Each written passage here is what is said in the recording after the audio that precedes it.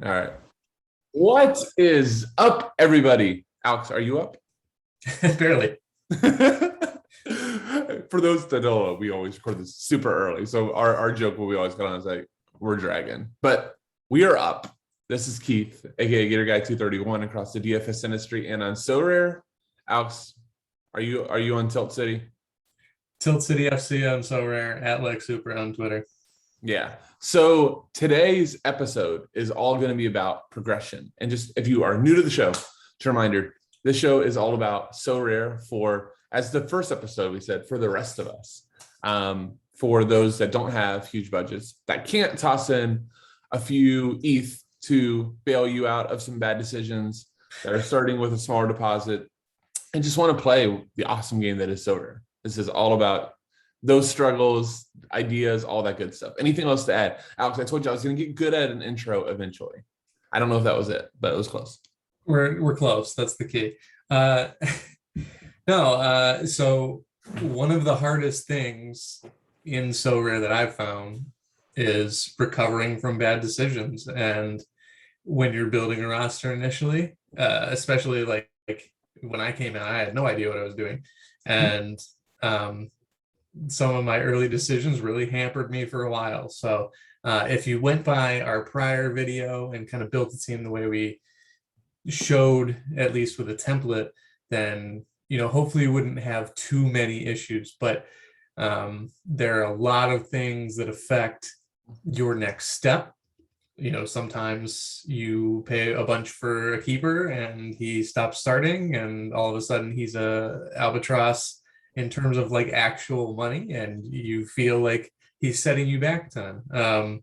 Sometimes Ethereum prices go way up, which currently they are, and that suppresses the prices of some of your players. And if they're not playing and they have less utility, sometimes you're stuck on them. So those are some of the things that you'll have to deal with, some things that you wouldn't normally have to deal with any other platform. Like in DFS, the price of the dollar going up doesn't suppress someone at $10,000 for a day. Like, this is the money that you put into these guys, and you're responsible for it, and the actual economy affects your own decisions in some weird ways that I was certainly never used to. So things like that.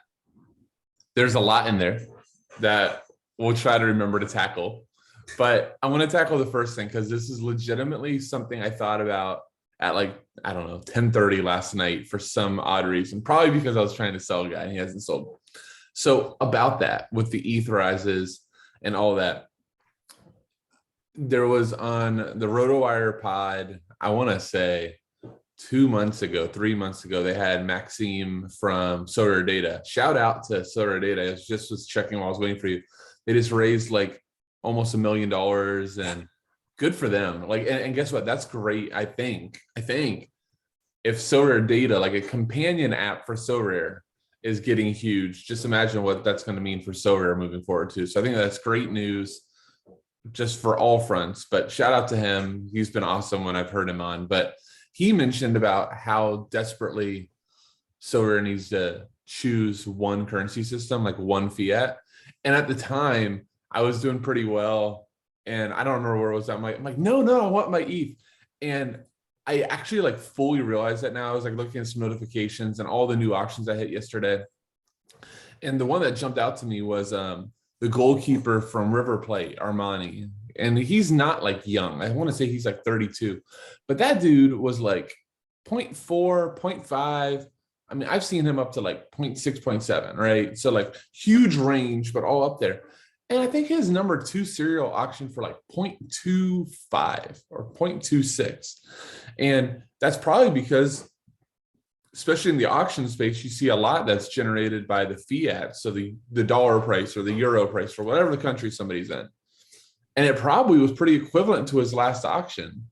And it just made me realize that like we probably have to get rid of ETH, and it probably needs to go to the dollar or the euro or however they need to stabilize it. Because just I operate in all ETH on the platform. I don't know if you, in your head, you do, but I don't know if that's going to be sustainable if ETH keeps going and we're at like 5,000 or 6,000 ETH. Yeah. That's definitely how I've learned to do it. I didn't necessarily at the beginning, but at the beginning I was kind of trying to mitigate losses. So when I saw that I paid $300 for a guy who never started, I was kind of like, all right, well, as long as I sell him for enough ETH that I get $300 back, then that's fine for me. And then So he tanks. yeah, yeah, right, of course. He takes off and then you look like a genius. I actually saw there was one time this dude came in guns blazing, and I don't go on the Sorare Discord. I don't have enough stamina, but I'll drop in every once in a while. And like some of like the individual rooms are a little bit better. So I think it was like MLS, and that's not like crazy. I can't remember. I think I was like looking for something, but it was right after Alex. I had bought a Victor Vasquez super rare. He scored. I was all pumped, and then he immediately pulls off at halftime, and that's actually when I was on because I was just like, I think I even texted you, and I went like, Yeah. "OF." Yeah. He subbed at half. Oh, it's not that big of a deal. You don't sub at half and it not being a big deal. And I was like scrolling all over, and everybody's like, it's no big deal. They have multiple games. I'm like, nobody subs at half, like after scoring a goal and being dominant to rest. And finally found out, like, I find this one quote the next day that is something with a calf, and he missed like 2 weeks, but I got off the card in time. That's neither here nor there. Though what I was trying to go for was in the chat, this dude had bought, he was the other guy that had bought one. It was like the number 1, number 2 cereal. And he, within like 6 hours of being on the platform, had bought like an Andre Blake super rare, a Victor Vasquez super rare, a Reynoso, some other expensive card. This dude comes out guns blazing. And I think ETH must have been shifting. He sold all of them at a ETH loss within 24 hours. Okay. Because I tried to click off the Reynoso for him for cheap. And but he responded in the Discord. He's like, you guys don't know what you're doing. I just made $1,000 USD in less than 24 hours. This is crazy, or something like that. It's just funny how you think that, because in my head, I'm like, no, you lost money. Yeah, I mean, like in the short term, I guess that's all right. And that's kind of like, if you cash out. Yeah, if you cash out, right. Yeah, you have to cash out immediately, and then you have to pay the gas fees and all that. But then you made a profit. Other than that, you just got less ETH back than you had. Right, right. Like you didn't stay consistent with the actual rise in ETH. It's a weird game that you have to play there. I mean, if ETH ever tanks again, which like sometimes I hope it does. Like sometimes I'm like, I hope it goes down so I can sell these guys and just keep ETH in my account. Because if you haven't invested in players and ETH goes up, their prices likely go down and you lose ETH.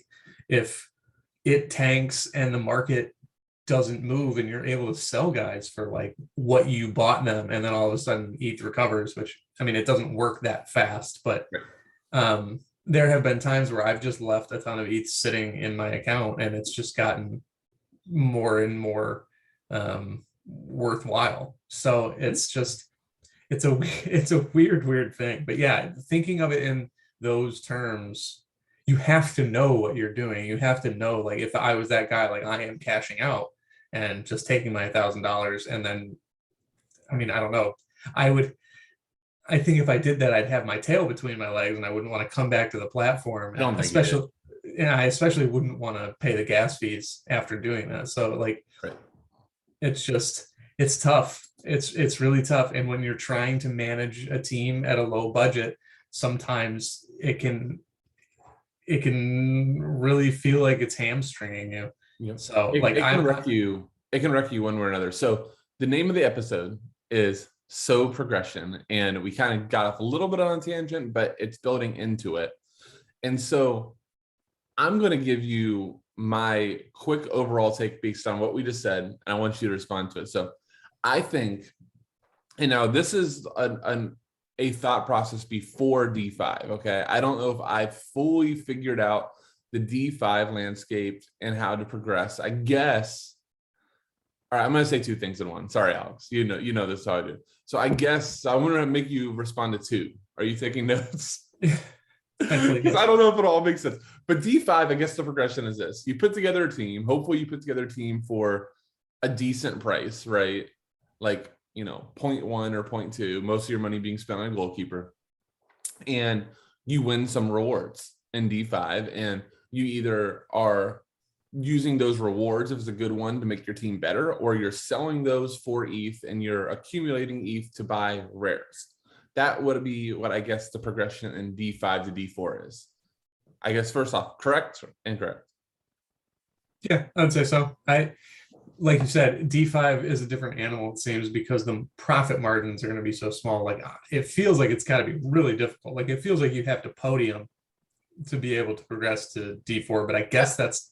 I think if you got a tier 1 reward, like, I mean, if you got one of these, like I was looking at earlier this week to like try to put together an IX stack and kept on getting outbid. But I mean, the majority of those guys were like, let's say that you get I don't know how the tiers up. Let's say that tier 1 is Haller. I don't think he's a star yet, but he's like 0.06, 0.05, you know, that's $180 in fiat, or that's a little bit more now. So I think that you can do that, you know. Let's say you get a tier 1, a tier 2, and a tier 3 over a 3-week span, right? That's probably 0.1, 0.12. Okay. That's a solid rare. That's hell with the current prices, Alex. 0.1 and 0.12, you could probably buy like 3 rares that you legitimately could start weekly. Yeah, like the guys that we like the guys that we did who have now all have tanked with ETH down too. By the way, on that team, we mentioned it, but you know, it actually churned out some ETH rewards and I think even a card one week. So, you know, you can do crazier. And I mean, I have regrets on that team that we did, you know, but you know, you're gonna have that with the point. Prove the point you can do it on a budget. Right. Okay, so that's tier 5. I would say essential, or D5, you would eventually be trying to sell on, right? Now, I would push any user right now to try to skip the temptation of D5. Maybe put in a little bit more if you can. Like, I think you can legitimately, we did that one for 0.136 back in the day. So maybe now you could even do it for a little bit less. I think the goal for progression in Sorare should be building a global all-star D4 team. And until you can build the budget and do it, using a common goalkeeper and churn out thresholds. Yes. Agreed? Absolutely. Yeah, absolutely. Now, I might be skipping ahead here, but it's okay. It's what we do. Once you start churning consistently, which like there are some weeks where I still miss threshold, and I've been doing this for a while. A lot of it's some bad management, and I'm trying to split 2 ways, but that's kind of what I'm getting at. Do you think, say you have a global D4 team, do you think it makes the most sense to try and get a super rare or 2? Well, I guess you need to move up, or go to a different, go to a different continent or a different competition. I think I think that that's possibly, you know, we talked about within this, will we get onto mistakes? I feel like our entire show is like about mistakes, which is fine. I think that's how you learn, man. I think mistakes are fun, but you know, so I just sold off a super rare. I'm still standing on one that maybe aren't like elite super rares.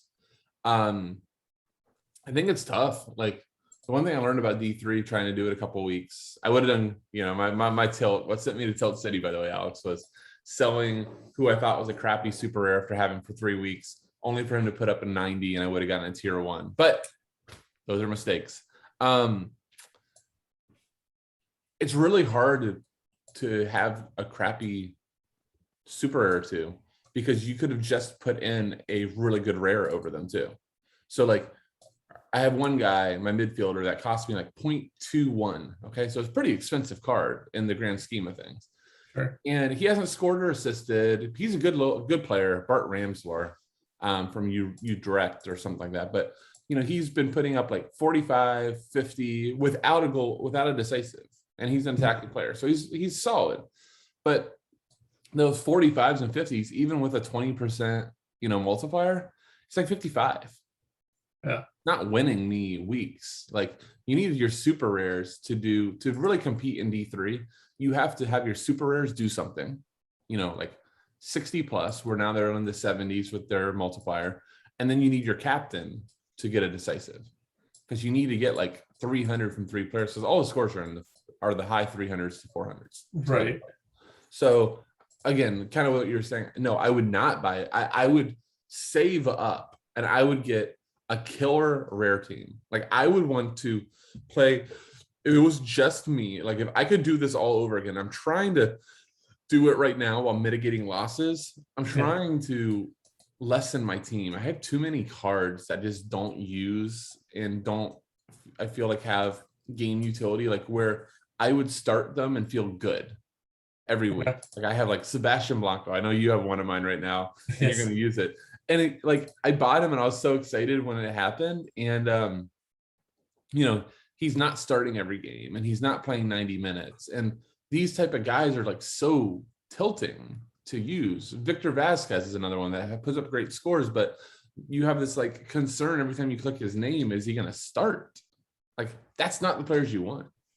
No, never. And especially not out of a super rare. Like some of those guys though, I think that you would be starting would be like holding midfielders and you just have to pray for a goal if you want to, like, again, podium, I'm speaking of podium, but like you need to find that balance of affordable, like unless you can just go out there and throw money around, which that's not what we're doing here. On the show. No. Finding somebody who plays consistently and also puts up decent prices, like it's hard to find bargains there. And then all of a sudden you need to spend up at your other three spots. But that's what you just said, though, is what you should, in my opinion, how you should start building a team is that way. And, you know, not have to take huge shots. Now, all of a sudden, let's say that I had, you know, well, right now, like let's say that I started and I said, I'm going to give myself $1,000, $1,000 to start. So I got 0.3 ETH or whatever, right? I can get 4 of those players in the rare version. I don't have to go limited. I can go 4 rare. Hell, I could probably go 4 rare and then still have enough money left over to do a limited team. Goalie, maybe not. But, and I could start churning out some words. What I would do is have that. And now for my splurge can be once I start gaining some thresholds. And hell, maybe I spike a reward in here. Like I made my biggest reward ever on Sorare was a Mike Tresser tier 2 before he moved. Eventually sold him for 0.275. That looks terrible now. But that team was not like a great, not like a super expensive team. I want to say that team was like 0.3 or 0.4 ETH, which half of it was a goalie, right? So you can get rewards with a common goalkeeper. I've seen it happen. It helps have a good one, right? You know, a lot of times you see those are like the Allison commons, which feels like cheating. But, you know, it works. So, Alex, guess for me, I have Sorare data pulled up, and I'll pull it up here in a minute. But beforehand, how much ETH rewards have you earned in your Sorare lifetime? You're asked, you know the answer of how much I do. Okay. So it's public knowledge. Right. 0.09. 0.09. Would you be surprised that you have earned 0.2? Yeah, that sounds like way more. It sounds like way. Wow. Those rewards. Look you're at Ricky look at guy. those. Oh, I get what you're saying. You're Ricky, dude. He put up like 100. He put up 100 last week. Yeah, he's still going for he's meant to repeat that. Yeah, of course. So, 0.019 currently on the market. And you talked a little bit about like your struggles and your own mistakes. Shit, you've turned out 0.2 in global all-star. Yeah, I've been playing a while. It's like $700 something if in fiat, right? Yeah, and you still have your cards that eventually you could sell on. It's not bad, right? The problem is, can you look at Can I see how much I've kind of lost in selling people? Because that feels like no, you would have to track your own thing, right? And I mean that's your Sorare data probably. If there was a tab, they would have been like user fault. Yeah, right. But spending the ETH that I've churned has been somewhat of an issue. In what way? Just I end up investing in guys who they lose value. And it's not even necessarily stuff that I regret. Like I don't regret buying Jamiro Montero Like I was going for a Philly stack and he was like the guy that I spent up on. It just happened that life got in the way, and it was a completely random thing. He's And back. He's back. he's back. I mean, he's His price selling is the not point. What are his prices at? like 0.18.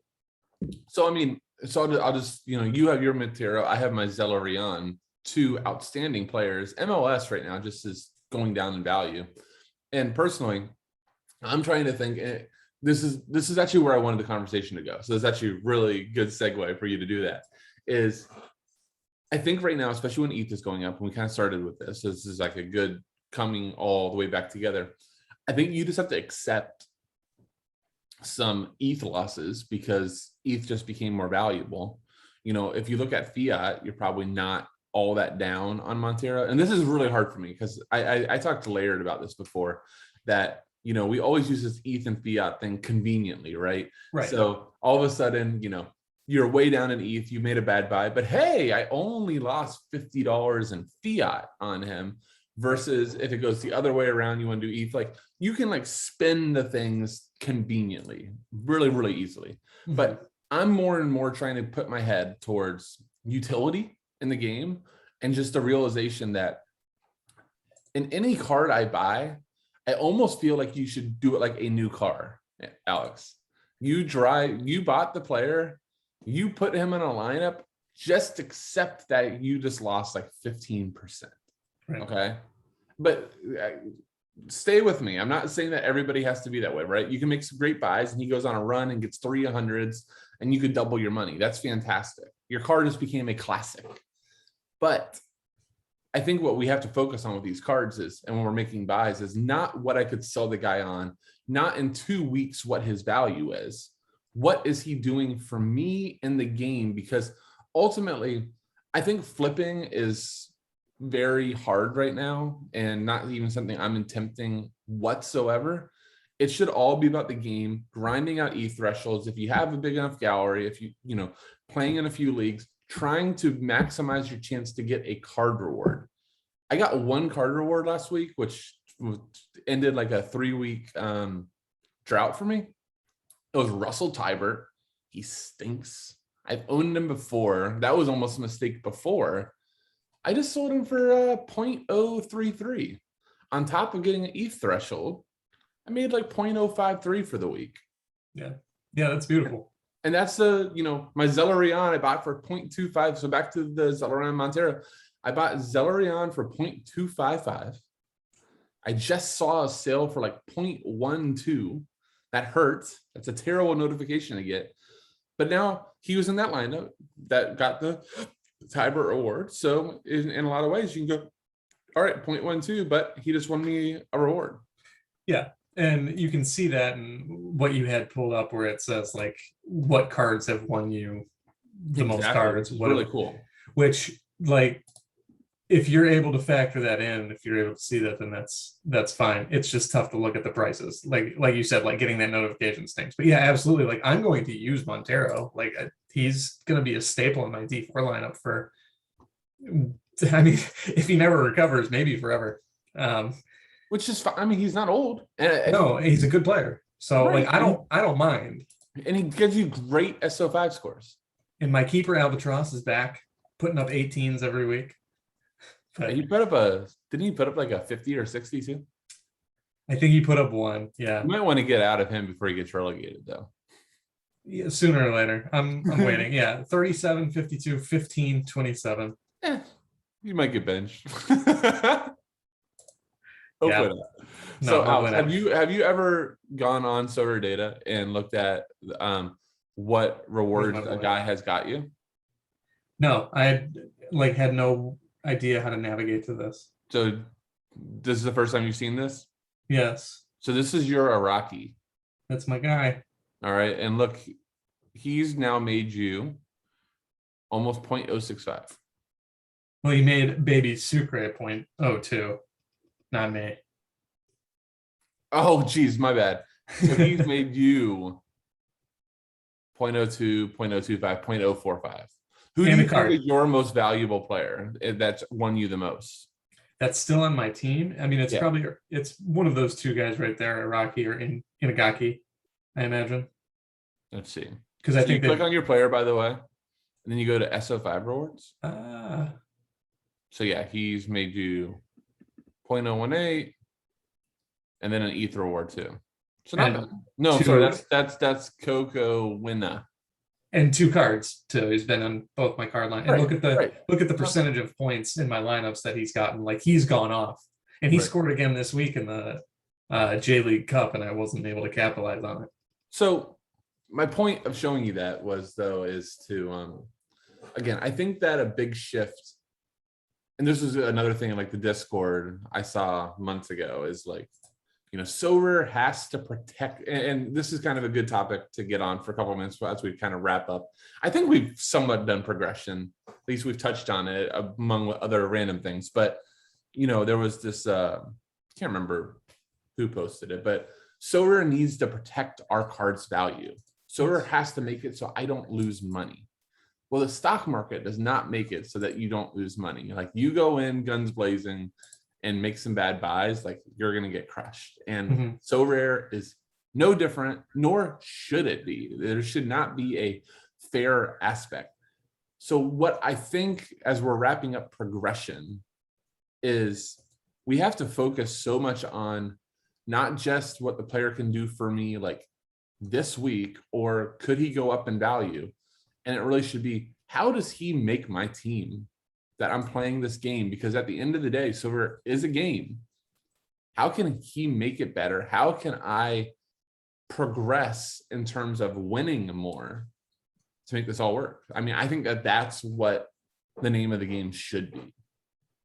Yeah, I mean, it's absolutely having the best players. Like, I mean, not even necessarily the best players, but the best players for you to do what you need to do. I mean, like to progress in D4, you need to be able to churn ETH. Like, yep, the in global D4, the field is so big, and you know, some of those guys, if you look week to week, the guys at the top are generally the same guys. Yep. And there are players who are churning out 80 plus scores week in and week out, and those guys just kind of alternate on the podium. So unless you get absolutely lucky, which is possible, the game is generally about churning ETH until you can build something bigger. And that's what I have done. That's like, so my progression was I've been churning ETH. And because of the timing of when I wanted to progress to another league, Asia was kind of at the beginning of their seasons, and that's where I went. So that's why you see a lot of the Asian guys in my lineup. And I've won. Do you think you progressed too quickly to jumping into a regional? I don't think I jumped into a regional too quick, but I tried to go up to D3 pretty quick. Okay. And that didn't work. I don't know that I ever made a lineup because I played way too far out. Korea was on their break, and I got 2 Korean guys as my super rares. And by the time they came back, my D4 lineup was so hamstrung that I'm like, I got to get off these guys. And I did. Like, I got off at the same prices, and that was, I should say, got out, I guess. Yeah. But yeah, it ended up being okay. And then I bought Montero. Which who again, now has 12 games left in playoffs and could end up. I mean, here's the thing that I think is interesting in the Albatross. And I don't even I struggle to call Montero an Albatross as he's now back in the starting line, but he starts turning you 70s. You're going to be giddy for the next month about him. But and if I can sell him at 0.18 right now, like that's not an Albatross. Like I lose 0.1, but think about this. Let's say that you wait a month to do that, which is what I would do, and you win 2 cards in the meantime. And he's a big reason that because he's probably gonna be your captain most weeks. He's a big reason you win those cards. Well, yeah, you took an ETH loss, but he won you 0.1 in cards. Right. I mean, that has to factor into the equation. And to your point, to what you've been saying and looking at the SO5 rewards. So I bought Yutaka Yoshida from Nagoya Grampus. I bought him at 0.13. Okay. He is now worth, his best market price is 0.038. Okay, so almost 0.1. In my lineup, he has made 0.163 with 2 cards. Right, that's pretty. So I've made back his drop. if I So, sold him so right do now. you actually feel, after seeing that tool, do you actually feel a little bit better about some of your? Yeah, it's nice to be able to monetize it. It's nice to be able to like put an actual number to it, because like I look at some of these guys and I know Yoshida's. I mean, he's been in either my D4 lineup or my Asia lineup every single week. And I mean, he puts up 50s, he puts up 50 plus like every single week. And he's had a couple of hundreds for me. And the fact that his price dropped so far is kind of crazy to me.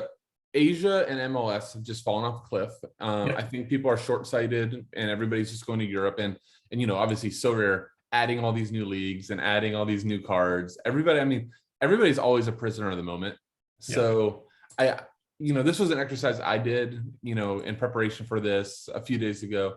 Just honestly sitting there as I'm just like looking at like different gallery dropping, and I'm just like, why am I doing this to myself? Like, why am I like purposely torturing? Like, I'm like, I wonder what Zeldarion is like. Why does it matter? Like, I'm not gonna sell him right now.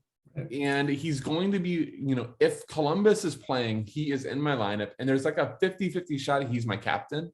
Yeah. Anyways, so like, why do I care at this point? He's like 28, and that's another thing I want to go to before we jump off. But anyhow, why do I care what his current price is? He's won me a reward. I'm pretty sure he was part of the Tresser lineup. Like, why does it matter? It probably doesn't, unless you were planning to buy a card and flip it. And I would just tell you right now, if you are flipping a card, good luck. I flipped cards for like 5 months and did okay. I made like 0.2 something, but or not 0.2. I made over 2 ETH flipping cards. I don't think that market's there. I would not buy a card to flip it right now. Yeah, no, I wouldn't either. It's too tough, and ETH is too volatile right now. And that's actually the interesting thing with ETH. I was thinking about, thank you for saying that, is the hardest part about flipping right now. Even if you did it, like, I think that I learned the transfer window brings up really interesting opportunities if you know a guy that might move, like that's a backup at Liverpool. Like Reece Williams was a really good example. Like you could have got him last week for like 0.05 and now he's selling for like 0.14 because he's moved to Swansea and he's going to play with them. But yeah, the hardest part about that is like sitting on 0.05, and let's say ETH shoots up like it did and he doesn't get his move. Now he's worth like 0.02. So I think that that's really tough about flipping. Last thing I wanted to get on, then we'll get out of here. I think more now more than ever, one of my biggest regrets in Sorare, I'm curious if yours is not paying attention to age enough.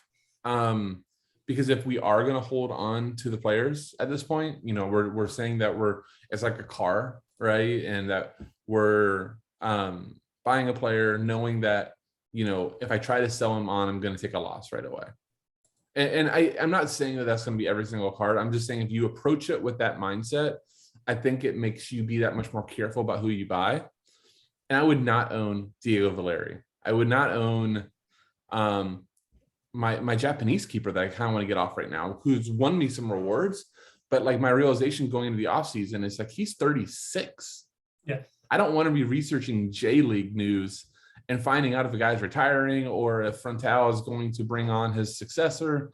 Like all these things, when you have old guys, are worries. And when that old guy is the most expensive player in your lineup, is worth over 0.3 ETH, again, on a small budget, if I'm A dot J dot and I have a 100 ETH gallery, guess what? A 0.3 keeper is not making me lose sleep. But let me just share my screen real quick. My gallery valuation right now is 2.76, which is fine, whatever. Look at that. Speaking of Zeldarion, my best card, 4 rewards, one with this card, right? But you go through my roster right now, and my most expensive player is, and that's last year's card, he is a 36-year-old goalkeeper. And I have a nice 35-year-old goalkeeper. And I have a 32-year-old goalkeeper, right? So I have some guys that are causing me a little heartburn because they're so expensive and they're older. For what it's worth, it looks like you can sell that keeper for more than you bought him. And ETH is up. Well, so. That's mine for Yeah. So we'll see. That's mine that's on sale for 0.305.